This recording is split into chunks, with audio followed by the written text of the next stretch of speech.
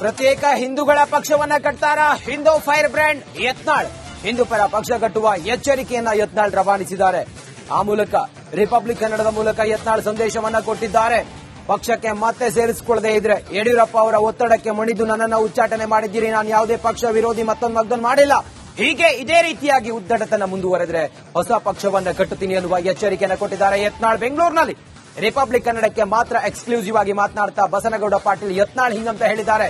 ಪ್ರತ್ಯೇಕವಾದ ಹಿಂದೂಗಳ ಪಕ್ಷವನ್ನ ನಾನು ಕಟ್ತೀನಿ ಅನ್ನೋ ಎಚ್ಚರಿಕೆಯನ್ನು ರವಾನಿಸಿದ್ದಾರೆ ಹೈಕಮಾಂಡ್ಗೆ. ಬಹುಶಃ ಇದು ಹೈಕಮಾಂಡ್ ಇದನ್ನ ಎಷ್ಟು ಸೂಕ್ಷ್ಮವಾಗಿ ಅಥವಾ ಎಷ್ಟು ಗಂಭೀರವಾಗಿ ಪರಿಗಣಿಸುತ್ತೆ ಅನ್ನೋದನ್ನ ಕಾದು ನೋಡಬೇಕಾಗಿದೆ. ಆದ್ರೆ ಈಗಲೂ ಕೂಡ ಅವರ ನೇರ ಆರೋಪ ಅದು ಯಡಿಯೂರಪ್ಪ ಅವರ ಹುನ್ನಾರದಿಂದ ಅಥವಾ ಅವರ ಒಂದು ವಿಚಾರದಿಂದಾಗಿ ನನ್ನನ್ನು ಇವತ್ತು ಉಚ್ಚಾಟನೆ ಮಾಡುವಂತ ಸಂದರ್ಭ ಬಂದಿದೆ. ನಾನು ಯಾವುದೇ ಪಕ್ಷ ವಿರೋಧಿ ಚಟುವಟಿಕೆ ಮಾಡಿಲ್ಲ. ಹಿಂಗೆ ಆದ್ರೆ ಇದೇ ರೀತಿ ಉದ್ದಾಟತನ ಮುಂದುವರೆದ್ರೆ ನಾನು ಹಿಂದೂ ಪರ ಪಕ್ಷವನ್ನ ಕಟ್ತೀನಿ ಅನ್ನೋ ಎಚ್ಚರಿಕೆಯನ್ನು ರವಾನಿಸಿದ್ದಾರೆ. ಹೈಕಮಾಂಡ್ ಅಂಗಳದಲ್ಲಿ ಚೆಂಡಿದೆ. ಈಗ ಯತ್ನಾಳ್ ಅವರನ್ನ ಸೇರಿಸಿಕೊಳ್ಬೇಕು ಅಥವಾ ಬೇಡಬೇಕು ಏನು ಎತ್ತ ಅನ್ನೋದು. ಉಚ್ಚಾಟನೆ ನಂತರ ರಿಪಬ್ಲಿಕ್ ಕನ್ನಡಕ್ಕೆ ನಿಮ್ಮ ಫಸ್ಟ್ ರಿಯಾಕ್ಷನ್ ಸರ್? ನನಗೇನು ಬಹಳ ಸಂತೋಷ ಇದೆ. ಜನರಿಗೆಲ್ಲ ಗುರ್ತಾಗ್ತಾ ಇದೆ. ರಾಜ್ಯದಲ್ಲಿ ಜನರ ಪ್ರತಿಕ್ರಿಯೆ ನೀವು ನೋಡ್ತಾ ಇದ್ದೀರಲ್ಲ ಯಾವ ರೀತಿ ಬರ್ತಾರೆ. ಅವರು ಎಲ್ಲವನ್ನು ಕೂಡ ಸ್ಪೋರ್ಟಿವ್ ಆಗಿ ತಗೋತಾರೆ, ಎಲ್ಲವನ್ನು ಕೂಡ ಜೋಶಲ್ಲಿ ತಗೋತಾರೆ. ಆದ್ರೆ ಎಲ್ಲೋ ಒಂದ್ ಕಡೆ ಯತ್ನಾಳ್ ಅವರ ಅವಶ್ಯಕತೆ ಇದೆ ಅಂತಕ್ಕಂಥದ್ದು ಕಳೆದ 4 ದಿನಗಳಿಂದ ರಾಜ್ಯದಲ್ಲಿ ಗೊತ್ತಾಗ್ತಾ ಇರ್ತಕ್ಕಂಥದ್ದು. ಹೌದು, 100% ಜನ ವಿಶ್ವಾಸ ಇದೆ. ಒಬ್ಬ ವ್ಯಕ್ತಿ ಹಿಂದೂ ಪರವಾಗಿ, ಉತ್ತರ ಕರ್ನಾಟಕದ ಅಭಿವೃದ್ಧಿ ಪರವಾಗಿ, ಅದರ ಜೊತೆಗೆ ಭ್ರಷ್ಟಾಚಾರ ಮುಕ್ತವಾದಂಥ ಒಂದು ವ್ಯವಸ್ಥೆಯ ಪರವಾಗಿದ್ದಂಥ ವ್ಯಕ್ತಿ, ಈ ವ್ಯಕ್ತಿ ಕರ್ನಾಟಕದ ಮುಖ್ಯಮಂತ್ರಿ ಆದರೆ ರಾಜ್ಯದಲ್ಲಿ ಒಂದು ಒಳ್ಳೆಯ ಸರ್ಕಾರ ಸಿಗ್ತೈತೆ ಅನ್ನೋದು ಜನರಲ್ಲಿ ಕಾಮನ್ ಮ್ಯಾನ್ ಹಾದಿಯಲ್ಲಿ ಹೋಗುವಂತ ಪಾಪ ಸಾಮಾನ್ಯ ಒಬ್ಬ ವ್ಯಕ್ತಿಗೂ ಗೊತ್ತಾಗಿದೆ.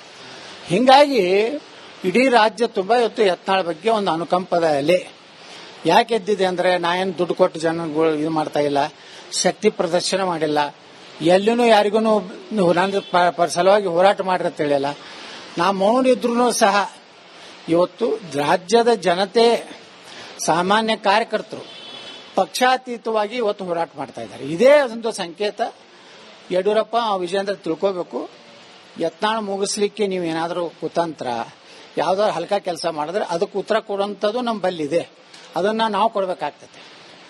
ಮುಖ್ಯಮಂತ್ರಿ ಸ್ಥಾನಕ್ಕೆ ಮುಂದೆ ಪೈಪೋಟಿ ಆಗತ್ತೆ ಅನ್ನೋ ಕಾರಣಕ್ಕೆ ಯತ್ನಾಳ್ ಅವರಾಗ ಪಕ್ಷದಿಂದ ಉಚ್ಚಾಟನೆ. ಇದು ಮೊದಲಿನ ಹಿಡಿದು ಯಡಿಯೂರಪ್ಪ ಯಾರ್ಯಾರು ಮುಖ್ಯಮಂತ್ರಿ ಸ್ಥಾನಕ್ಕೆ ಬರಬಾರ್ದಂತ ಶಿವಪ್ಪನವರು, ಬಸವರಾಜ ಪಾಟೀಲ್ ಸೇಡಂ ಅವರು, ಅಲ್ಲಿದಿಂದ ನಮ್ಮ ಮಲ್ಲಿಕಾರ್ಜುನಯ್ಯನವರು, ಎಷ್ಟು ಮಂದಿನ ಲಿಂಗಾಯತನ ತಿಳ್ಕೊತ ಬಂದಿದ್ದಾರೆ. ಜಗದೀಶ್ ಶೆಟ್ಟರ್ಗೂ ಸರಿಯಾಗಿ ಅಧಿಕಾರ ಮಾಡ್ಲಿಕ್ಕೆ ಬಿಡಲಿಲ್ಲ. ಈ ರೀತಿ ನಮ್ಮ ಸಮುದಾಯದವ್ರನ್ನ ಯಾರು ಆಗಬಾರ್ದು, ತನ್ನ ಮಗನೇ ಆಗಬೇಕು, ಅವನ ಮಗನ ನಂತರ ಅವನ ಮೊಮ್ಮಗ ಆಗಬೇಕು ಅನ್ನೋಂಥ ಕಲ್ಪನೆಯಲ್ಲಿರುವಂತ ಮಹಾಸ್ವಾರ್ಥಿ, ರಾಜ್ಯದ ಮಹಾಭ್ರಷ್ಟ ವ್ಯಕ್ತಿ ಯಡಿಯೂರಪ್ಪ. ಕಳೆದ 3-4 ದಿನಗಳಿಂದ ತಮ್ಮ ಆಪ್ತ ವಲಯದಲ್ಲಿ ಮತ್ತೆ ರಾಜ್ಯದಲ್ಲಿ ಕೆಲ ಭಾಗಗಳು ಕೂಡ ಒಂದು ಹೊಸ ಸುದ್ದಿ ಕೇಳಿಬರ್ತಾ ಇದೆ. ಯತ್ನಾಳ್ ಅವರು ರಾಜ್ಯದಲ್ಲಿ ಹಿಂದೂ ಪರವಾದಂತಹ ಒಂದು ಹೊಸ ಪಕ್ಷವನ್ನ ಕಟ್ಟುತ್ತಾರೆ ಅಂತಕ್ಕಂಥದ್ದು, ರೆಬಲ್ ಆಗಿದ್ದಾರೆ, ಹಿಂದೂ ಪರವಾದಂತಹ ಪಕ್ಷ ಕಟ್ತಾರೆ ಅಂತಕ್ಕಂತಹ ಒಂದಷ್ಟು ಮಾತುಗಳು ಕೇಳಿಬರ್ತಾ ಇದೆ. ನೋಡಿ, ನಾನು ಆ ವಿಚಾರದಲ್ಲಿ ಇಲ್ಲ. ಆದ್ರೆ ಕಾರ್ಯಕರ್ತರು, ಜನ, ಸಾಮಾನ್ಯ ಜನ ಹೇಳ್ತಾ ಇದ್ದಾರೆ, ಇವತ್ತು ಕರ್ನಾಟಕ ಬಿಜೆಪಿಯಲ್ಲಿ ಹಿಂದುತ್ವವನ್ನ ಉಳಿಸುವಂತ ಒಬ್ಬ ನಾಯಕನೂ ಇಲ್ಲ. ಕೇವಲ ಚುನಾವಣೆ ಬಂದಾಗ ಹಿಂದೂಗಳು ಓಟ್ ತಗೋತಾರೆ. ಚುನಾವಣೆ ನಂತರ ಹಿಂದೂಗಳ ಎಷ್ಟೇ ಕೊಲೆ ಆಗಲಿ, ಅವ್ರಿಗೆ ಅನ್ಯಾಯ ಆಗಲಿ, ಅವ್ರ ಮೇಲಿರುವಂತ ಕೇಸ್ಗಳಾಗಲಿ ಯಾವುದಕ್ಕೂ ರಕ್ಷಣೆಗೆ ಬರೋದಿಲ್ಲ ಅನ್ನೋಂಥದ್ದು ಕಾರ್ಯಕರ್ತರಲ್ಲಿ ಬಹಳ ದೊಡ್ಡ ಅಸಮಾಧಾನ ಹೋದ ಚುನಾವಣೆಯಿಂದಲೂ ಇದೆ. ಹಿಂದುತ್ವ ಪರ ಲೀಡರ್ಗಳನ್ನ ತುಳಿತಿದ್ದಾರೆ ಅಂತಕ್ಕಂಥ ಹೈಕಮಾಂಡ್ ನಾಯಕರೇ ಆಗಿದ್ರೆ ಗೊತ್ತಿಲ್ವಾಗಿದ್ರೆ ಏನು ಗೊತ್ತಿಲ್ಲ, ಏನು ಅವ್ರಿಗೇನು ಮಾಡ್ಲಕತ್ತಾರ ಗೊತ್ತಿಲ್ಲರಪ್ಪ ಮ್ಯಾಗಿನವ್ರು. ಹೈಕಮಾಂಡ್ ಅನ್ನ ದುಡ್ಡು ಮಾಡ್ತದೆ. ಈಗಷ್ಟೇ ಯತ್ನಾಳ್ ಅವರನ್ನ ಮಾತನಾಡಿಸಿ ನಮ್ಮ ಸುರೇಶ್ ಈಗ ನಮ್ಮ ಜೊತೆ ನೇರ ಸಂಪರ್ಕದಲ್ಲಿ ಇದ್ದಾರೆ. ಸುರೇಶ್, ಯತ್ನಾಳ್ ತಾವು ಮಾತಾಡಿದಾಗ ಏನ್ ಹೇಳಿದ್ರು? ಪಕ್ಷಕ್ಕೆ ಮತ್ತೆ ಸೇರಿಸಿಕೊಳ್ಳುವ ವಿಶ್ವಾಸ ಅವರಿಗಿದೆಯಾ? ಹೊಸ ಪಕ್ಷ ಕಟ್ಟೋದ್ರ ಬಗ್ಗೆ ಏನೇನ್ ಮಾತಾಡಿದ್ರು ತಮ್ಮ ಬಳಿಯಲ್ಲಿ ಸುರೇಶ್?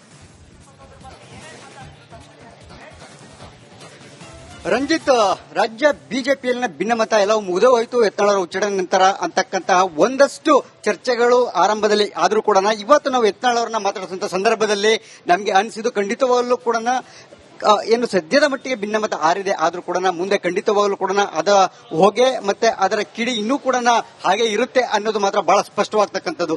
ಯಾಕೆಂತಂದ್ರೆ ನೋಡೋದಾದ್ರೆ ಈಗಾಗಲೇ ಜನರ ಭಾವನೆಯಂತೆ ಹೊಸ ಪಕ್ಷ ಕಟ್ಟುವಂತಹ ಒಂದಷ್ಟು ಒತ್ತಡಗಳು ಮತ್ತೆ ಒತ್ತಾಯಗಳು ಕೂಡ ಕೇಳಿಬರ್ತಾ ಇದೆ. ಮುಂದೆ ಒಂದು ವೇಳೆ ಏನಾದ್ರು ಯಡಿಯೂರಪ್ಪ ಮತ್ತೆ ವಿಜೇಂದ್ರ ಅವರ ಉದ್ದಟತನ ಇದೇ ರೀತಿಯಾಗಿ ಮುಂದುವರೆದೇ ಹೋದ್ರೆ ಖಂಡಿತವಾಗಲೂ ಕೂಡ ನಾನು ಜನರ ಭಾವನೆಯಂತೆ ಹೊಸ ಪಕ್ಷ ಕಟ್ಟುವಂತಹ ಒಂದಷ್ಟು ಆಲೋಚನೆ ಮಾಡಬೇಕಾಗುತ್ತೆ ಅಂತಕ್ಕಂಥ ಮಾತನ್ನ ಹೇಳಿರ್ತಕ್ಕಂಥದ್ದು. ಜೊತೆಗೆ ರಾಜ್ಯ ಬಿಜೆಪಿಯಲ್ಲಿ ಯಡಿಯೂರಪ್ಪನವರು ಈ ಹಿಂದಿನಿಂದನೂ ಕೂಡ ಲಿಂಗಾಯತ ನಾಯಕರನ್ನು ತುಳಿಯುತ್ತಾನೆ ಬಂದಿದ್ದಾರೆ. ನನ್ನನ್ನು ಕೂಡ ತುಳಿಯುವಂತಹ ಪ್ರಯತ್ನಗಳು ಆಗಿದೆ. ಹಾಗಾಗಿನೇ ಅದರ ಭಾಗವಾಗಿ ಈಗ ನಾನು ಉಚ್ಚಾಟನೆ ಆಗಿರತಕ್ಕಂಥದ್ದು ಅಂತಕ್ಕಂಥ ಒಂದು ನೇರವಾದಂತಹ ಮಾತನ್ನ ರಿಪಬ್ಲಿಕ್ ಕನ್ನಡದ ಜೊತೆ ಹಂಚಿಕೊಂಡಿರ್ತಕ್ಕಂಥದ್ದು. ಜೊತೆಗೆ ಮುಂದೆ ಹೈಕಮಾಂಡ್ ಅನ್ನು ಕೂಡ ಭೇಟಿಯಾಗುವಂತಹ ಪ್ರಯತ್ನಗಳನ್ನು ನಮ್ಮ ಆಪ್ತರು ಮತ್ತು ಬೆಂಬಲಿಗರು ಮಾಡ್ತಾ ಇದ್ದಾರೆ. ನಾನು ಸದ್ಯಕ್ಕೆ ಯಾವ ಹೈಕಮಾಂಡ್ ನಾಯಕರನ್ನು ಕೂಡ ಭೇಟಿ ಆಗೋದಿಲ್ಲ. ಜೊತೆಗೆ ಇದು 3ನೇ ಬಾರಿ ನನ್ನನ್ನು ಉಚ್ಚಾಟನೆ ಮಾಡಿದ್ರು ಕೂಡ ನನಗೆ ಯಾವುದೇ ಕೂಡ ಮುಜುಗರ ಇಲ್ಲ, ಯಾವುದೇ ರೀತಿಯ ನೋವು ಕೂಡ ಇಲ್ಲ. ಯಾಕೆಂತಂದ್ರೆ ನಾನು ಪಕ್ಷದ ಸಿದ್ಧಾಂತ ಮತ್ತು ಪಕ್ಷದ ಚೌಕಟ್ಟಿನಲ್ಲೇ ನಾನು ಕೆಲಸವನ್ನು ಮಾಡ್ತಾ ಇರ್ತಕ್ಕಂಥದ್ದು.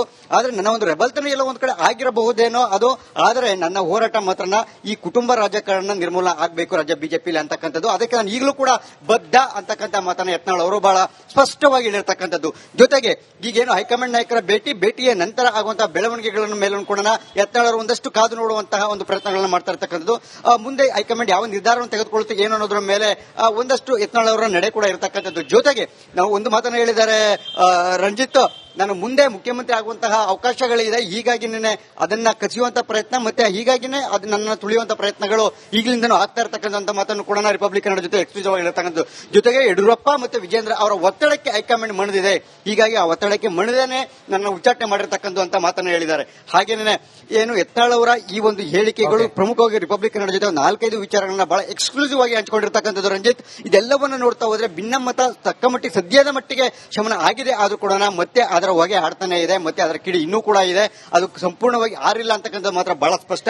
ಮುಂದೆ ಮತ್ತೆ ಯತ್ನಾಳ್ ಅವರ ನಡೆ ಮತ್ತೆ ಯತ್ನಾಳ್ ಅವರ ಉಚ್ಚಾಟನೆ ನಂತರ ಆಗುವಂತಹ ಪರಿಣಾಮಗಳಿದೆಯಲ್ಲ ಅದು ಖಂಡಿತವಾಗ್ಲೂ ಕೂಡ ರಾಜ್ಯ ಬಿಜೆಪಿ ಮೇಲೆ ಸುರೇಶ್, ಥ್ಯಾಂಕ್ ಯು ತಮ್ಮೆಲ್ಲ ಮಾಹಿತಿಗಾಗಿ ಸುರೇಶ್.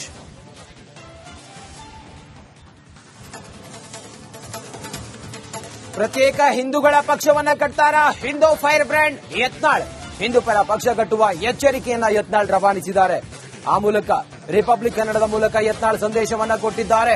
ಪಕ್ಷಕ್ಕೆ ಮತ್ತೆ ಸೇರಿಸಿಕೊಳ್ಳದೆ ಇದ್ರೆ ಯಡಿಯೂರಪ್ಪ ಅವರ ಒತ್ತಡಕ್ಕೆ ಮಣಿದು ನನ್ನನ್ನು ಉಚ್ಚಾಟನೆ ಮಾಡಿದ್ದೀರಿ, ನಾನು ಯಾವುದೇ ಪಕ್ಷ ವಿರೋಧಿ ಮತ್ತೊಂದು ಮಾಡಿಲ್ಲ, ಹೀಗೆ ಇದೇ ರೀತಿಯಾಗಿ ಉದ್ದಟತನ ಮುಂದುವರೆದ್ರೆ ಹೊಸ ಪಕ್ಷವನ್ನ ಕಟ್ಟುತ್ತೀನಿ ಎನ್ನುವ ಎಚ್ಚರಿಕೆಯನ್ನು ಕೊಟ್ಟಿದ್ದಾರೆ ಯತ್ನಾಳ್. ಬೆಂಗಳೂರಿನಲ್ಲಿ ರಿಪಬ್ಲಿಕ್ ಕನ್ನಡಕ್ಕೆ ಮಾತ್ರ ಎಕ್ಸ್ಕ್ಲೂಸಿವ್ ಆಗಿ ಮಾತನಾಡ್ತಾ ಬಸನಗೌಡ ಪಾಟೀಲ್ ಯತ್ನಾಳ್ ಹಿಂಗಂತ ಹೇಳಿದ್ದಾರೆ, ಪ್ರತ್ಯೇಕವಾದ ಹಿಂದೂಗಳ ಪಕ್ಷವನ್ನ ನಾನು ಕಟ್ತೀನಿ ಅನ್ನೋ ಎಚ್ಚರಿಕೆಯನ್ನು ರವಾನಿಸಿದ್ದಾರೆ ಹೈಕಮಾಂಡ್ಗೆ.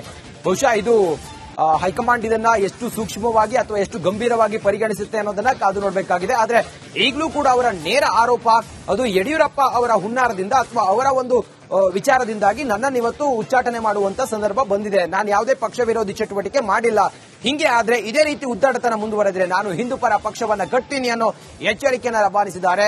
ಹೈಕಮಾಂಡ್ ಅಂಗಳದಲ್ಲಿ ಚೆಂಡಿದೆ. ಈಗ ಯತ್ನಾಳ್ ಅವರನ್ನ ಸೇರಿಸಿಕೊಳ್ಬೇಕೋ ಅಥವಾ ಬೇಡಬೇಕೋ ಏನು ಎತ್ತ ಅನ್ನೋದು. ಉಚ್ಚಾಟನೆ ನಂತರ ರಿಪಬ್ಲಿಕ್ ಕನ್ನಡಕ್ಕೆ ನಿಮ್ಮ ಫಸ್ಟ್ ರಿಯಾಕ್ಷನ್ ಸರ್? ನನಗೇನು ಬಹಳ ಸಂತೋಷ ಇದೆ. ಜನರಿಗೆಲ್ಲ ಗುರ್ತಾಗ್ತಾ ಇದೆ ರಾಜ್ಯದಲ್ಲಿ. ಜನರ ಪ್ರತಿಕ್ರಿಯೆ ನೀವು ನೋಡ್ತಾ ಇದ್ದೀರಲ್ಲ ಯಾವ ರೀತಿ ಬರ್ತಾರೆ. ಅವರು ಎಲ್ಲವನ್ನೂ ಕೂಡ ಸ್ಪೋರ್ಟಿವ್ ಆಗಿ ತಗೋತಾರೆ, ಎಲ್ಲವನ್ನೂ ಕೂಡ ಜೋಶಲ್ಲಿ ತಗೋತಾರೆ. ಆದ್ರೆ ಎಲ್ಲೋ ಒಂದ್ ಕಡೆ ಯತ್ನಾಳ್ ಅವರ ಅವಶ್ಯಕತೆ ಇದೆ ಅಂತಕ್ಕಂಥದ್ದು ಕಳೆದ 4 ದಿನಗಳಿಂದ ರಾಜ್ಯದಲ್ಲಿ ಗೊತ್ತಾಗ್ತಾ ಇರ್ತಕ್ಕಂಥದ್ದು. ಹೌದು, 100% ಜನ ವಿಶ್ವಾಸ ಇದೆ. ಒಬ್ಬ ವ್ಯಕ್ತಿ ಹಿಂದೂ ಪರವಾಗಿ, ಉತ್ತರ ಕರ್ನಾಟಕದ ಅಭಿವೃದ್ಧಿ ಪರವಾಗಿ, ಅದರ ಜೊತೆಗೆ ಭ್ರಷ್ಟಾಚಾರ ಮುಕ್ತವಾದಂಥ ಒಂದು ವ್ಯವಸ್ಥೆಯ ಪರವಾಗಿದ್ದಂಥ ವ್ಯಕ್ತಿ, ಈ ವ್ಯಕ್ತಿ ಕರ್ನಾಟಕದ ಮುಖ್ಯಮಂತ್ರಿ ಆದ್ರೆ ರಾಜ್ಯದಲ್ಲಿ ಒಂದು ಒಳ್ಳೆಯ ಸರ್ಕಾರ ಸಿಗ್ತೈತೆ ಅನ್ನೋದು ಜನರ